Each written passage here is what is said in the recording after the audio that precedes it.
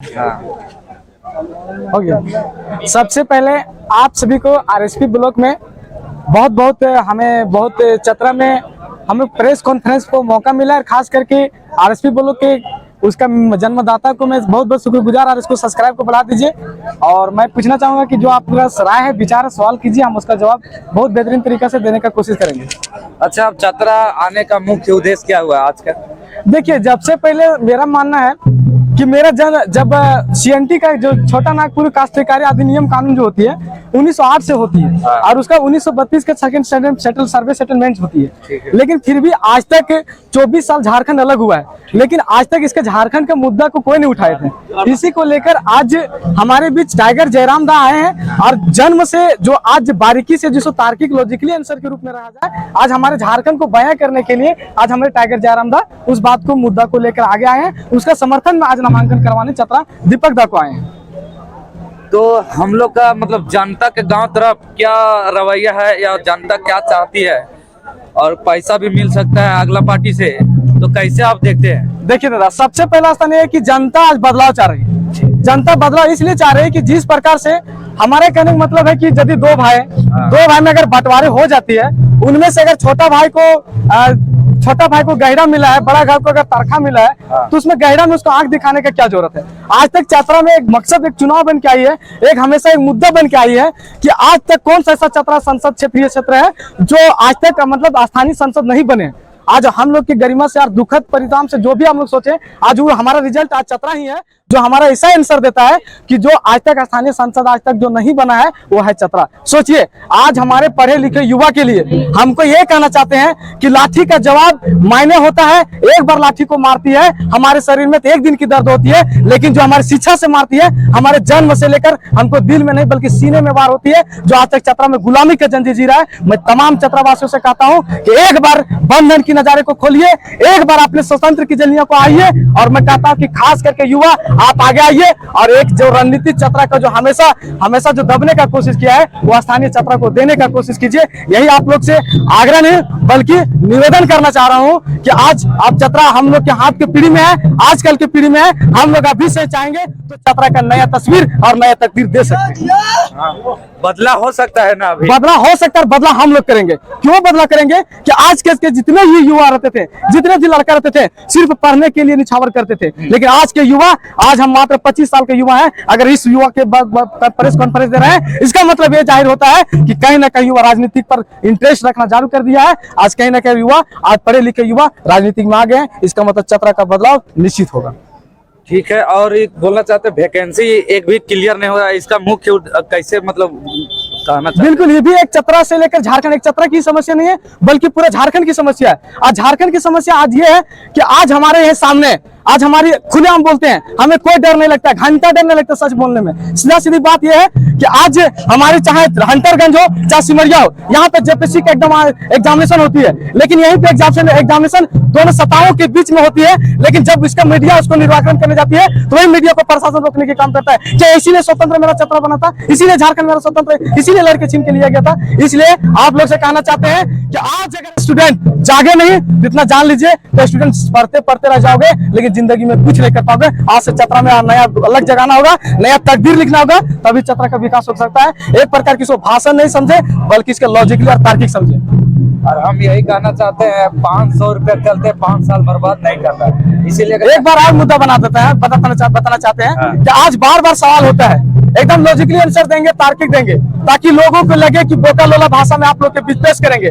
आज 1932 हमारे लिए क्यों जरूरत है? आज हमारे लिए 1932 की जरूरत क्यों है? आज हमारे सदन में आज जो बात आज आंदोलन के बीच रखे, हमेशा क्रांतिकारी के बीच रखे, लेकिन कोई सत्ता की सरकार आज तक उसका आवाज कभी सदन के भीतर रखने का कोशिश किया है? अभी आज तक कोई सेंटर करने का कोशिश किया है? लेकिन आज जितना भी युवा है, इतना खुल के समझ लीजिए कि आज का काम अब सदन के बाहर नहीं, अब सदन के भीतर होगा। ये चीज जान के रखिए। जिसका दीपक कुमार गुप्ता है, और मेरा माननीय टाइगर जयराम माता आएंगे और इसका दहाड़ संसद दिल्ली में सुनने को मिलेगा, और सदन के बाहर नहीं बल्कि सदन के भीतर सुनने को मिलेगा। इसमें एक तार्किक मैं बात बताना चाहता हूँ कि 1932 हमारे लिए क्यों जरूरत था। आज 1932 का जब डिक्लेरेशन होता था तो इसमें क्या होता था, 1932 डिक्लेरेशन होने के बाद क्या होता था, लोगों का एक ही बात आता था, इतने नेताओं लोग कि नहीं से अंग्रेज के जमाना का है, 1932 अंग्रेज के जमाना का है। लेकिन यहाँ पे इतना कहाँ से इसका आंसर दे पाएगा। सब बोतल वाला ठेंगा सब जाके सदन के भीतर घुसा है, उसका जवाब कौन दे पाएगा। आज हम लोग आंसर देना चाहते हैं कि 1932 सर्वे का सेकंड सेटलमेंट झारखंड का है, इस चीज को जानना चाहिए। आज सीएनटी आज झारखंड में हमेशा आज उलगुलान के रूप में जाहिर हुए हैं, आज अपना अधिकार के लिए आ गए हैं। लेकिन आज बता देना चाहता हूं कि झारखंड में हमारे एक योद्धा हुआ करते थे जिसका नाम था बिरसा मुंडा। बिरसा मुंडा ने अपने जन्म स्थित अधिकार के लिए आज अंग्रेजों के बीच लड़ाई किए थे, लेकिन अंग्रेज यहाँ गुलाम करने आए थे, उसका लड़ाई सुन के उसने सीएनटी देने का काम किए थे। सोचो, जो झारखंड के जो देश को लूटने आए थे, वो क्रांतिकारी को डर से उसने अधिकार सीएनटी को दिया। आज भारत स्वतंत्र भारत में सीएनटी का दायरे छानन हो रहा है, इसका जिम्मेवारी कौन है। आज बैठे सरकार के सत्ता में सिर्फ मलाई खाने पर लगे हुए, ये कौन सा सिस्टम है यार। मजाक बना के रखे झारखंड को। आज बताना देना चाहता हूँ, आज के चतरा के यार पूरे झारखंड वासी नहीं जागे तो जो आज जो बोल रहे ना थिया, अरे उसको लालू यादव डायरेक्ट क्या बोलते हैं, भेलो झारखंड, भेलो अलग झारखंड, कैया सकरकंद, वही वाली स्थिति करने में डूबा हुआ है। जागो झारखंड जागो। जयराम मातो जिंदाबाद जिंदाबाद जिंदाबाद दीपक गुप्ता जिंदाबाद जिंदाबाद जिंदाबाद जयराम मातो जिंदाबाद जिंदाबाद। आज बता देना चाहता हूँ, दीपक गुप्ता जिंदाबाद जिंदाबाद। आज बता देना चाहता हूँ, झारखंड की रणनीति की योजना के सेंटर में आप लोग को जानकारी होना चाहिए कि हर जगह 28 राज्य है। क्या इस मोदी के माननीय प्रधानमंत्री को दिखाई नहीं देते हैं। हम उनको माननीय प्रधानमंत्री कहेंगे, इसलिए कहेंगे कि हमारे देश का प्रधानमंत्री है, हमारे देश का भविष्य है। उनको हम आग्रह करेंगे, आग्रह इस चीज को करेंगे कि जब हमारे देश में 27 राज्य की कानून बन सकती है, हमारे राज्य झारखंड क्यों पीछे रहेगी। उसमें भी कानून बनाने के लिए सोचिए। आपको बता दें, आर्टिकल नंबर 355-56 आप लोग जानकारी होना चाहते हैं। आपके संविधान का अनुभाग 22 आर्टिकल 395 12 अनुसूची हमारे क्यों देती है, हमारे मौका संविधान भारत को संदेश देने के लिए मौका देती है। आज का आपको जानकारी के अनुसार बना देता हूँ, 355-56 इमरजेंसी अलर्ट देती है। इमरजेंसी में क्या होता है कि यानी कि जब किसी राज्य में जब सत्ता गिरती है, उसका कानून का हाथ सदन में जाती है, जिसको संसद कहते हैं। यानी कि 144 लगना, राज्यपाल आप फोन करके कहते राष्ट्रपति के इस राज्य में आपका 144 लग चुका है, कृपया राष्ट्रपति अपना कमान संभाले। लेकिन आज तक उसका सदन जो भी झारखंड के कानून बनती है, उस सदन के अंदर बतावे 14 सीट में कितना झारखंड के कानून को लोग पेश किए हैं। आज भी संसद महोदय से पूछना चाहते हैं, ऐसा सब बयान होता है। दूसरी बात, हम मीडिया पे बहुत दिन से हम लोग बाल करके रखे थे। आज बता देना चाहते हैं कि आज हमारे माननीय कालीचरण सिंह उपस्थित हुए हैं। वो मेरे गार्जियन पिता तुल्य है, लेकिन हम उसको विचार से लड़ाई कर सकते हैं। हमारे व्यक्तिगत उससे लड़ाई नहीं है, विचारगत लड़ाई है। उसमें डायरेक्ट क्या बोलते हैं, जब मीडिया में पूछा जाती थी, हम किसी मीडिया को नाम नहीं लेंगे, अगर जरूरत पड़ेगा तो जरूरी पर उसको लाइव वीडियो प्रूफ देंगे। हम बिना प्रूफ के साथ किसी के साथ बात नहीं करते हैं। उसमें साफ सुथरा ये चीज है, उसमें ये चीज कहे गए हैं कि अच्छा ये बताइए कि वहां पे माननीय सुनील सिंह जो आए थे, वो रेल के पटरी के लेके आए थे, वो तो अपना काम तो नहीं कर पाए। आप अपना क्या मुद्दा लेके आए, उसने जवाब क्या लिखा पता है, वो रेल के पटरी छोड़िए हम हवाई अड्डा बना देंगे। इतना बुर्बक बना के झारखंड को चतरा को लूटना चाह रहा है। बताइए, वो तो एरोप्लेन अपने पट्टी एक बोका बनाना चाह रहा है। क्यों, अगर उड़न जहाज में एयरपोर्ट खोलेंगे, बताइए क्या सवाल है। जितने भी नीति हो, स्थानीय नीति हो, लेकिन सरकार फिर भी गांव के लोग कहते हैं कि केंद्र में तो बीजेपी ही बढ़िया है। अरे देखिए, सबसे पहले बता देना दादा, आपका कहना सही कि गांव के जो ग्राउंड रिपोर्टिंग करते हैं ना, वो लोग जानकारी आप लोग बहुत अच्छे से रखते हैं, लेकिन जानकारी के अनुसार बता देते हैं कि आज उसका साबित गिनाएंगे कि कहाँ गलती की है सेंट्रल पार्टी में। आपको जानकारी के अनुसार बताते हैं, जेपीसीए मेरा सिमरिया में हुआ है, अंतरगंज में हुआ है, जबकि विधानसभा मेरा सिमरिया का पड़ता है, उसमें भी बीजेपी है। तो यहाँ पे रहा था बीजेपी, बता दीजिए ना कहाँ पे उसका जेपीसी पेपर लीक हुआ है। आज जेपीसी पेपर लीक होने के बाद जब मीडिया घुसती है, प्रशासन उसको रोकता है। यार कौन सा देश सुरक्षा में, कौन सा मेरा 18 साल की मेहनत है, 5 साल की मेहनत बाल झड़ने लगता है पढ़ते पढ़ते, उसका नौकरी का डायरेक्ट 1 सेकंड में बर्बाद किया जाता है। उसका जिम्मेवारी कौन है।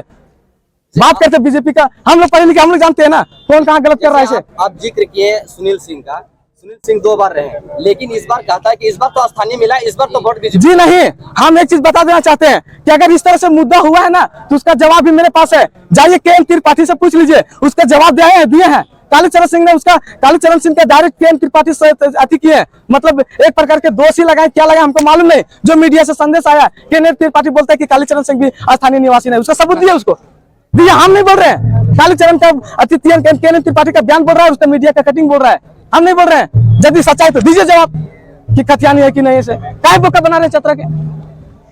अगर हम सच्चाई तो पेपर पटक देंगे, साला हम घंटी जैसा पेपर टांग ले चलेंगे कि हम खतिया नहीं है। लोग गाँव में जाइएगा तो लोग ये कहते हैं कि सरकार क्या चाहिए जनता को, चावल मिल ही रहा है, पैसा मिल ही रहा है कृषि सम्मान निधि के तहत, तो और क्या चाहिए। देखिए दादा, वृद्धा पेंशन बुढ़ों को मिल ही रहा है, तो और क्या चाहिए लोगों को। देखिए दादा, सबसे पहले हम लोग के गांव में बोका लुलार जिसको कहा जाता है कि भोला भाला लोग है, उसको पूरा एकदम लॉजिकली नहीं पकड़ पा रहा है। अगर मेरे पास रोजगार होगा, मेरे पास आर्थिक रहेगा, तो फिर हमको 5 किलो पैसे की क्या जरूरत है? 5 किलो चार क्यों चाहिए? हम लोग उससे 10 किलो चार करके खाएंगे यार। मेरे पास रोजगार दीजिए ना, सही बात। हम क्यों 5 किलो चार खाएंगे? गजब बात बना के रख रहे हैं आप लोग, मजाक बना के रख दिए हैं। हमेशा सदन के भीतर इन लोग बात करते, सिर पर क्या बोलता है, बल फलाना संसद ने ऐसे कहा था, फलाना संसद ने ऐसे कहा था। अरे भैया, फलाना राज्य में क्या करना है, ढकना राज्य में क्या करना है, जिस लोकसभा से आए उसमें क्या करना है, इसका विषय चर्चा क्यों नहीं सदन में होता है? बात कर रहे हैं, समझा रहे हैं हम लोग को। हम लोग के 25 साल के युवा हम लोग समझ सके, आप लोग पढ़े लिखे इतना एक चीज बता दे रहे हैं कि आप लोग आलू मकई कोहड़ा करके बेचते हैं, बच्चों को पढ़ाते हैं, बच्चा को जो फीलिंग आपके बीच शेयर के आप लोग को तय करना वोट कहाँ मारना है। और एक बात और कि जब सब कुछ दे रहे तो बात शौचालय भी मिलता है, लेकिन गाँव में जाइएगा तो पानी ही नहीं है, तो शौचालय की क्या व्यवस्था जरूरी है? सीरियल बात है, शौचालय पानी की नहीं है, आवश्यक बात है। उसमें यह चीज है, सबसे पहले आज बोलते हैं किस केंद्र पर जाते हैं, आज मोदी के चेहरे पर वोट मारते हैं, मानते हैं, ससुर के नाम पर दामाद को दे देते हैं, ठीक है चलिए वहां तक संतोष है। लेकिन एक चीज जान लीजिए, देखिए लॉजिकली बात है, ससुर के नाम पर दामाद को दे देते हैं, लेकिन जाके देखिए सदन रांची में, उसमें 1985 का कानून बना के बैठा बीजेपी। क्या बात कर रहे हैं? 1932 का हम लोग जिक्र कर रहे हैं, 1985 का कानून बना के रखता है, जहां से रघुवर दास के बेटा का जन्म स्थिति होता है। बताइए, अपना बेटा सोच रहा है झारखंड के बेटा तबला ठोको, गजब बता रखे हैं सब लोग। जयराम मातो जिंदाबाद, जिंदाबाद जिंदाबाद। दीपक गुप्ता हम लोग जिंदाबाद। एक बात बता देना चाहते हैं, जितने भी प्रत्याशी आए हैं, जितने को आए हैं, हम लोग उसको व्यक्तिगत दुश्मनी नहीं है। जब व्यक्तिगत हमारा नहीं, पिता तुल्य है, गार्जियन स्वरूप है, उसको हम सादर आमंत्रित करते हैं, लेकिन विचार से लड़ाई होगी, एक तरफ अनपढ़ होगा, एक तरफ शिक्षा होगा। जाइए, टक्कर तो होगी, बेहतरीन होगी।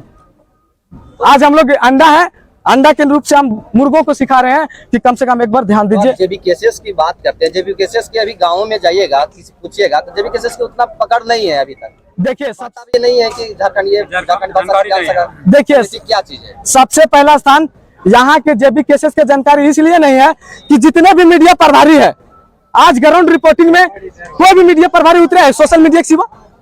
अगर क्या घटना हो रही है, अगर यूट्यूबर नहीं होता है, क्या सोचते हैं किसको मीडिया प्रभारी की ताकत है? आप बता रहे सोशल मीडिया, तो झारखंड में सोशल मीडिया, बड़े मीडिया तो पकड़ ही पा रहे हैं, नहीं, सिर्फ सोशल मीडिया के ही जरिए गाँव तक। देखिए, सबसे पहला स्थान है कि यहाँ पे जो भी बात अगर मीडिया के दौरान बात होती है, आज हमारे बड़े बड़े मीडिया हिंदू धर्म करके लगी हुई है, हिंदू मुसलमान में लगी हुई है, या स्थानीय मुद्दा को कभी नहीं जिक्र किया जा रहा है। क्यों पता है?